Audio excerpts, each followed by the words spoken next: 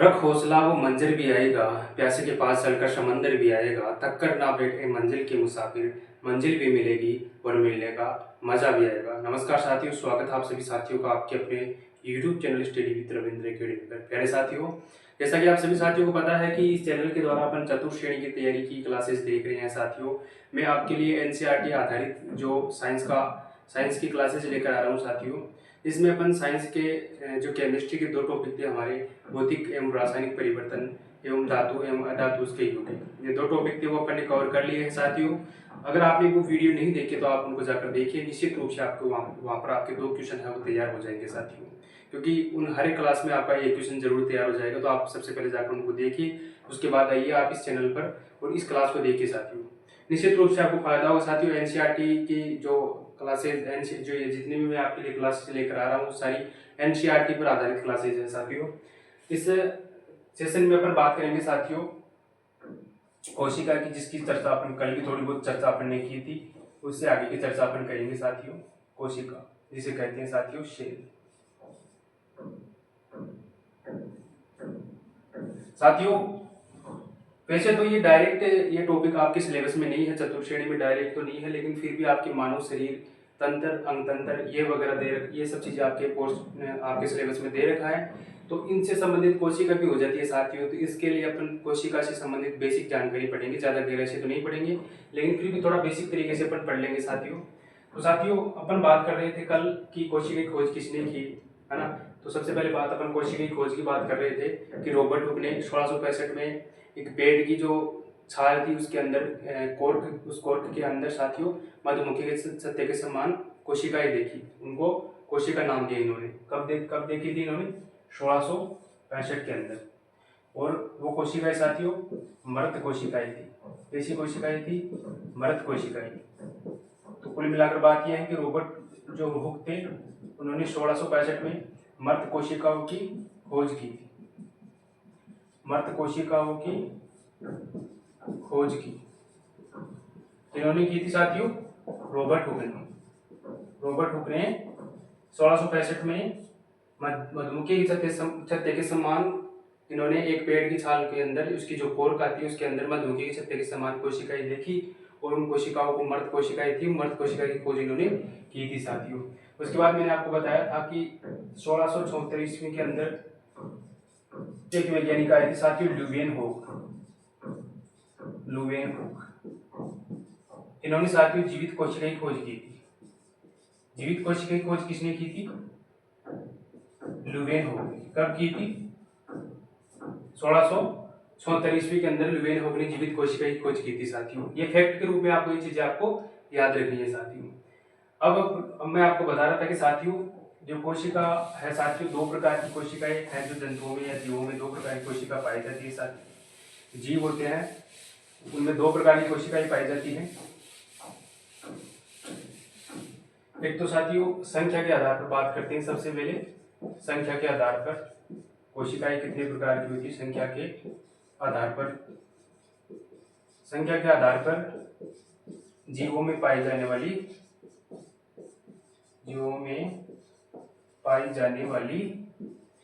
कोशिकाएं यानी संख्या के आधार पर दो प्रकार की कोशिकाएं हैं। उस प्रत्येक जीव में दो प्रकार की कोशिकाओं में से कोई एक प्रकार की कोशिका पाई जाती है। पहली है साथियों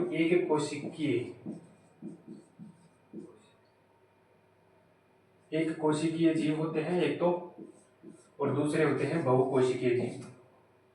दूसरे होते हैं साथियों बहुकोशिकीय जीव।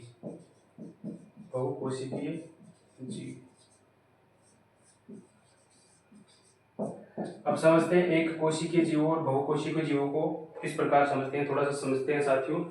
कि साथियों जब किसी जीव में केवल उसके जनन उत्सर्जन, है ना, परिसंचरण तंत्र, हर चीज में केवल एक ही कोशिका भाग लेती है, केवल एक ही कोशिका किसी जीव में पाई जाती है, तो वो एक कोशिकीय जीव होते हैं।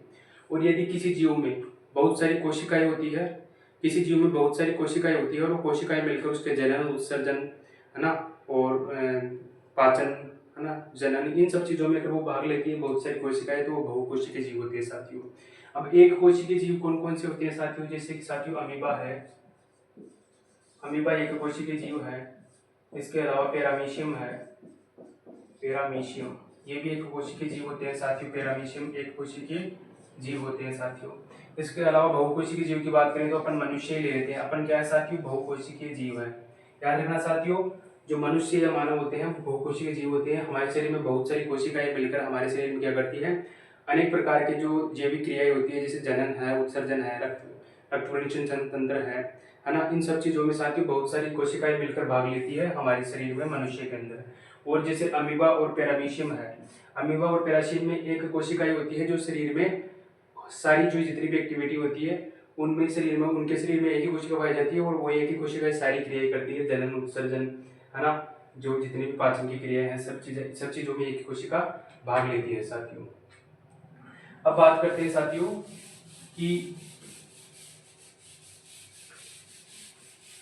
कोशिका की जो कोशिका है साथियों, उस कोशिका की जो मनुष्य के अंदर या किसी भी जीव में कोशिका है साथियों, किस प्रकार के जो कोशिकाएं पाई जाती है। तो जो मनुष्य है साथियों उनमें भी साथियों ये बहुकोशीय कोशिकाएं पाई जाती है, मैंने आपको बताया। इसके अलावा कोशिकाएं दो प्रकार की होती है, यूकेरियोटिक,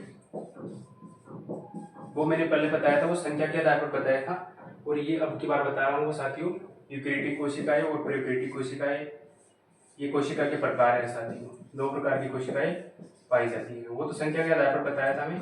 जबकि ये कोशिकाएं क्या है, कोशिका के दो भाग है साथियों, यूकेरियोटिक कोशिका और प्रोकैरियोटिक कोशिका। प्रोकैरियोटिक कोशिका, अच्छा यूकेरियोटिक कोशिका कौन सी होती है साथियों। यूकेरियोटिक कोशिका के लिए समझना साथियों, यदि किसी कोशिका के अंदर केंद्रक के चारों ओर दोहरी झिल्ली वाली कोशिका, वो केंद्रक झिल्ली पाई जाती है, तो इसका मतलब वो यूकेरियोटिक कोशिका है। यानी उसमें केंद्रक पाया जाएगा किसी कोशिका के अंदर। जैसे मैं आपको उदाहरण से समझा देता हूँ। मान लीजिए साथियों ये कोई कोशिका है,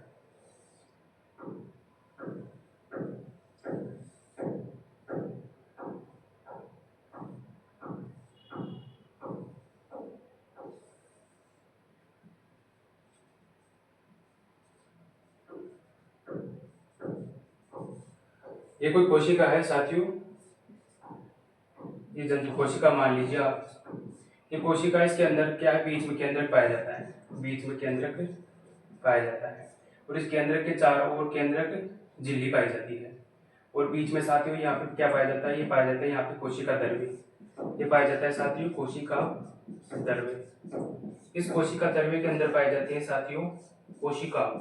कोशिका कौन से होते हैं, जैसे कि माइटोकॉन्ड्रिया है, गोल्गी है ना, और लाइसोसोम है ना, रिक्तिकाएं हैं, और इसके अलावा जो अंतःप्रदरी जालिका है, ये कोशिका में पाई जाती है साथियों कोशिका द्रव्य के अंदर। और कोशिका द्रव्य कहाँ पाया जाता है, यहाँ पर कोशिका द्रव्य पाया जाता है।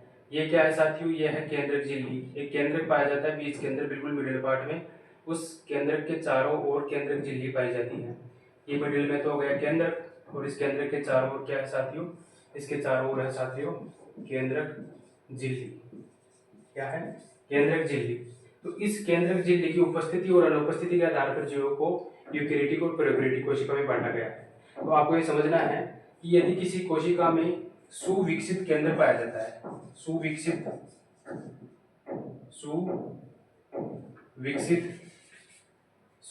केंद्र पाया जाता है, और उस केंद्र के चारों ओर केंद्रक झिल्ली पाई जाती है। इसके साथियों इस केंद्र के चारों ओर क्या पाई जाएगी, झिल्ली। जैसे मान लो ये यहाँ पर सुविकसित केंद्र है, इसके चारों ओर केंद्रक झिल्ली पाई जा रही है, इसका मतलब क्या है, ये प्रोकैरियोटिक जीव है। मैंने आपको बताया कि यदि किसी जीव में केंद्र पाया जाता है, सुविकसित केंद्र पाया जाता है, और उस केंद्र के चारों ओर अगर केंद्रक झिल्ली पाई जाती है, ये केंद्रक है, इस केंद्रक के चारों ओर अगर केंद्रक झिल्ली पाई जाती है, तो वो जीव होंगे साथियों यूकेरियोटिक जीव, ये यूकेरियोटिक कोशिकाओं में पाई जाती है। इसके अलावा प्रोकैरियोटिक कोशिका किन में पाई जाती है, प्रोकैरियोटिक कोशिका वो होती है साथियों जिनमें ना तो कोई सुविकसित केंद्र पाया जाता है ना, और ना ही उस केंद्र के चारों ओर झिल्ली पाई जाती है। तो इस प्रकार साथियों यदि किसी जीव में अल्प विकसित केंद्र पाया जाता है, और उस केंद्र के चारों ओर अगर झिल्ली नहीं पाई जाती है, तो इसका मतलब वो साथियों वो प्रोकैरियोटिक कोशिका है साथियों। तो इस प्रकार कोई एक चीज और याद रखनी है कि जो यूकेरियोटिक कोशिका है उनमें जो ये कोशिकांग पाए जाते हैं वो साथियों दोहरी झिल्ली वाली कोशिकांग नहीं होते हैं, एकल झिल्ली वाले कोशिकांग पाए जाते हैं प्रोकैरियोटिक कोशिकाओं में। प्रोकैरियोटिक कोशिकाओं में किस प्रकार के कोशिकांग पाए जाते हैं? प्रोकैरियोटिक कोशिकाओं में एकल झिल्ली वाले कोशिकांग पाए जाते हैं। कैसे? एकल झिल्ली, यानी उनके ऊपर जो एकल झिल्ली वाले कोशिकांग है जिनके ऊपर केवल एक ही झिल्ली पाई जाती है, जिन कोशिकांग के ऊपर एक झिल्ली पाई जाती है, वो कोशिकांग पाए जाते हैं प्रोकैरियोटिक। इसके अलावा जो यूकैरियोटिक कोशिका है, यूकैरियोटिक कोशिका में दोहरी झिल्ली वाले कोशिकांग पाए जाते हैं। दोहरी झिल्ली वाले, अच्छा दोहरी झिल्ली वाले कौन कौन से होते हैं? दोहरी झिल्ली वाले जैसे माइटोकॉन्ड्रिया है ना, हरित लवक है, लाइसोसोम है ना, अंतःप्राद्य जालिका है।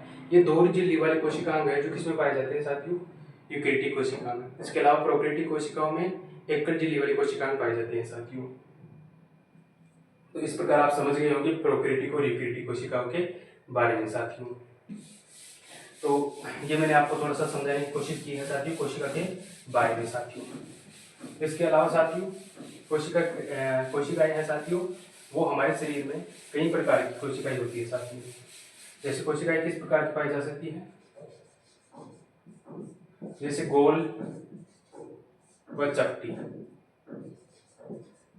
गोल व चपटी कोशिकाएं होती है। जैसे आरबीसी की, ये गोल पाई जाती है और बीच में से ऐसे चपटी रहती है साथियों, बीच से चिपटी रहती है, वो होती है साथियों गोल और चपटी कोशिकाएं। जैसे कि आरबीसी, लाल रक्त कणिकाएं हैं, वो गोल व चपटी होती है। इसके अलावा लंबी और तर्करूपी, लंबी और तर्करूपी, ये साथियों किसमें पाई जाती है? ये होती है पेशी कोशिकाएं। लंबी और तर्करूपी होती है पेशी कोशिकाएं, जो कि साथियों शुरू से पतली और बीच में मिडिल पार्ट से मोटी हो जाती है, उसके बाद फिर से पतली हो जाती है। ऐसी कोशिकाएं होती है पेशी कोशिकाएं, जिनको अपन समझ सकते हैं कि जो शुरू से होती है पतली और एंड में पतली होती है और बीच में मोटी होती है, वो होती है पेशी कोशिकाएं। ये कैसी होती है? लंबी और तर्कू। इसके अलावा और किस प्रकार की कोशिका पाई जाती है? इसके अलावा साथियों तंत्रिका कोशिका पाई जाती है हमारे शरीर में। ये तंत्रिका तंत्र का एक भाग है, तंत्रिका कोशिका। ये कैसी होती है तंत्रिका कोशिका? तंत्रिका कोशिका होती है साथियों लंबी एवं शाखित। कैसी होती है? लंबी एवं शाखित, लंबी एवं शाखित कोशिका पाई जाती है तंत्रिका कोशिकाएं। ये तंत्रिका कोशिकाएं क्या करती है साथियों?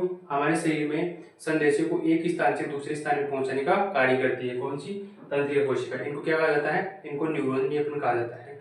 ये हमारे शरीर में एक दूसरे से जुड़ी हुई होती है, जो कि जैसे मान लो हमारे पैर में जब कील चुभती है, कोई कांटा चुभता है, तो तुरंत हमारे को पता लग जाता है, हमारे माइंड के पास मैसेज चल जाता है, एक संदेश जाता है कि हमारे पैर में कांटा चुभ चुका है। तो उन चीज़ों का या उन जो हमारे को दर्द फील होता है या जो कांटा चुभता है, तो तुरंत हमारे को पता लगता है कि कील या कोई नुकीली चीज़ हमारे पैर में चुभ चुकी है।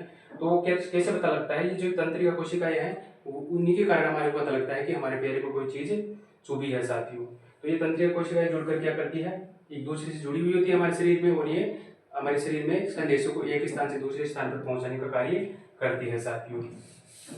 तो इस प्रकार आप समझ गए होंगे साथियों कि कोशिका के बारे में थोड़ी बहुत मैंने आपको जानकारी दी है। वैसे ज़्यादा आपको इसमें कुछ पढ़ना नहीं है, क्योंकि इसमें बेसिक से ही क्वेश्चन बन सकता है, बाकी इतना ज़्यादा अंदर से क्वेश्चन नहीं बनेगा साथियों। तो साथियों इसके अलावा आप इस टॉपिक से क्या आपको ज़्यादा वो नहीं है, गहराई से पढ़ने की आवश्यकता नहीं है, क्योंकि ये आपके सिलेबस में इतना ज़्यादा गहराई से नहीं है। बाकी बेसिक से मैंने आपको बता दिया है कि कोशिका के बारे में जानकारी है, वो आपको ध्यान रखनी है साथियों। तो साथियों इसके अलावा अपन कल नेक्स्ट टॉपिक के ऊपर चर्चा करेंगे साथियों। अगर आपको वीडियो अच्छा लग रहा है तो वीडियो को लाइक कीजिए, शेयर कीजिए, कमेंट कीजिए साथियों। मिलते हैं साथियों नेक्स्ट सेशन में, तब तक के लिए टाटा बाय बाय साथियों, धन्यवाद।